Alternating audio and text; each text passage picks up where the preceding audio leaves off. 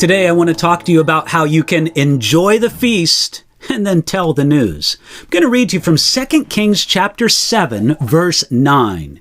Here we go. Then they said to one another, "We are not doing right. This day is a day of good news, and if we remain silent, if we wait until morning light, some punishment will come upon us. Now therefore come, let us go and tell the king's household." It's one of my favorite scenes in the Bible. 4 miserable lepers cautiously approached the camp of the mighty Syrian army, who had held the capital of the northern tribes of Israel under siege and near complete starvation. As the lepers crept towards the camp, they noticed no guard was there to meet them. And as they kept walking, it became clear that the camp was empty, and all the soldiers had left suddenly. What the lepers only found out later was that God miraculously sent the sound of a big army approaching into the ears of the Syrian soldiers. Panicked, the soldiers ran for their lives, taking nothing with them, leaving everything in the camp. The lepers peeked into tents and saw no one, but they saw tables covered in food and drink. They saw trunks and boxes filled with fancy clothing and treasure. They won the lottery of all the spoil of a huge army camp, and it was all theirs. The starving men ate and drank until they couldn't eat anymore.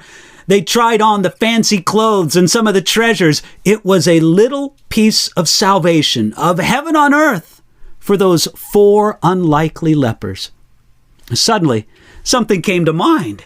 They said, "We are not doing right." Again, that's verse 9 of 2 Kings 7. They remembered that there was a starving city filled with people on the edge of death. They were rescued. The starving city was unaware. Their battle was over. The victory was won. All was provided. And the king and the people of Samaria didn't even know it. So the lepers said, "Come, let us go and tell."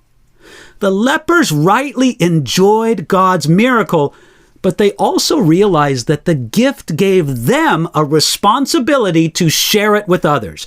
They understood that to remain silent and to selfishly enjoy their blessings would be a sin. They were responsible to share the good news.